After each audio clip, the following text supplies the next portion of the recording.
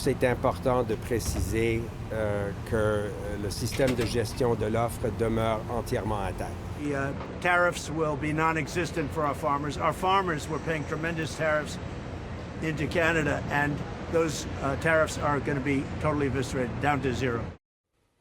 Des discours qui peuvent sembler contradictoires, hein. D'un côté, vous entendez le ministre Leblanc qui dit « la gestion de l'offre est protégée ». Et de l'autre, Donald Trump dit aux agriculteurs américains « vous n'aurez plus de tarifs de la part du Canada ». Alors, comment on réconcilie ces deux positions? On va tenter de déchiffrer tout ça. On savait déjà que le dossier du lait était un aspect important des négociations. Depuis longtemps, les Américains souhaitent obtenir un meilleur accès au marché canadien. Et lors de la négociation de l'entente Canada-États-Unis-Mexique, la COM en 2018, le Canada avait consenti à augmenter l'accès aux produits laitiers américains sur le marché canadien. Donc, ils peuvent maintenant fournir 3,9 de la demande au Canada. Pour compenser cette présence accrue, le gouvernement fédéral a décidé de verser à ce moment-là 1,2 milliard de dollars aux producteurs laitiers canadiens. Mais les États-Unis ne peuvent pas vendre leurs produits laitiers comme ils le veulent quand même au Canada. Avec le système de gestion de l'offre, Ottawa limite la quantité de chaque type de produit laitier qui peut entrer au pays sans tarif douanier. C'est ce qu'on appelle les contingents tarifaires.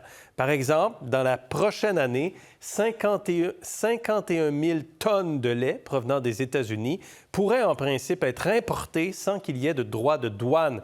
C'est plus de 10 000 tonnes pour la crème, 6 300 pour le fromage, 4 000 tonnes de yogourt et près de 700 tonnes de crème glacée. Au-delà de ces quantités, les produits sont soumis à des droits de douane, vous le voyez. Ça, le président Trump l'avait déjà dit à plusieurs reprises.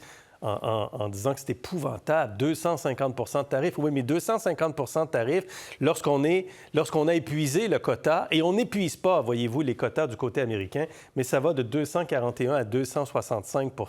Donc, c'est à ça que réfère Donald Trump lorsqu'il parle des énormes tarifs du Canada. Mais ce qui dérange vraiment les producteurs laitiers américains, c'est que leurs exportations, exemptées de droits de douane, sont loin d'atteindre les limites qui sont prévues. L'an dernier, il y a seulement 22 du contingent tarifaire pour le lait qui a été rempli et 31 pour la crème, 98 pour le fromage, le yogourt 9 seulement et la crème glacée 59 . Selon les Américains, la raison pour laquelle ils ne vendent pas plus de lait au Canada, donc ils ne remplissent pas leur quota, c'est que les droits d'importation sont donnés à des transformateurs canadiens, donc des entreprises comme Saputo ou des coopératives laitières comme AgroPure. Et selon les Américains, ces transformateurs canadiens n'ont aucun intérêt à importer du lait américain qui viendrait entrer en concurrence avec leur lait.